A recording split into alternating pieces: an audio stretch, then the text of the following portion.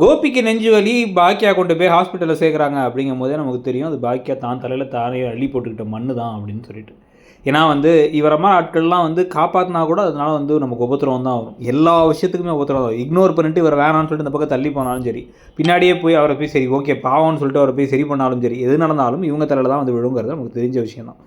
So இப்போ பார்த்தீங்கன்னா ராதிகாவோட நிலைமை இன்னும் பெரிதாகும். இனியா அந்த பேச்சு பேசினதுக்கு பிறகு அதனால தான் ராதிகா இந்த வீட்டையே காலி பண்ணலானே முடிவே பண்ணாங்க.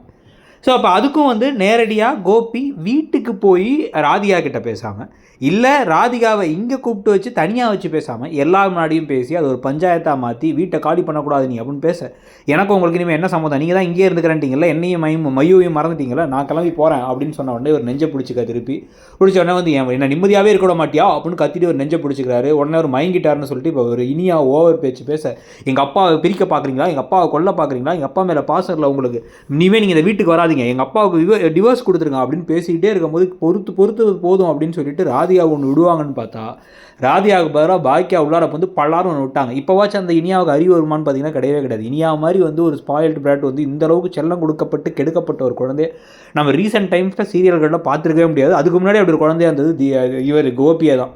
கோபியும் அப்படி ஈஸ்வரிக்கு எடுத்தாங்க. அதே மாதிரி இப்போ கோபி இனியாவுக்கு எடுத்துக்கிட்டு இருக்காரு. கண்ட மெனிக்கு இந்த பொண்ணை பேசிக்கிட்டு இருக்கு. ஆனால் அந்த அறை கொஞ்சம் நமக்கு ஒரு மாதிரி நிம்மதியாக இருந்த மாதிரி இருந்துச்சு. உங்களுக்கு என்ன தோணுதுங்கிறத சொல்லுங்கள். தேங்க்யூ.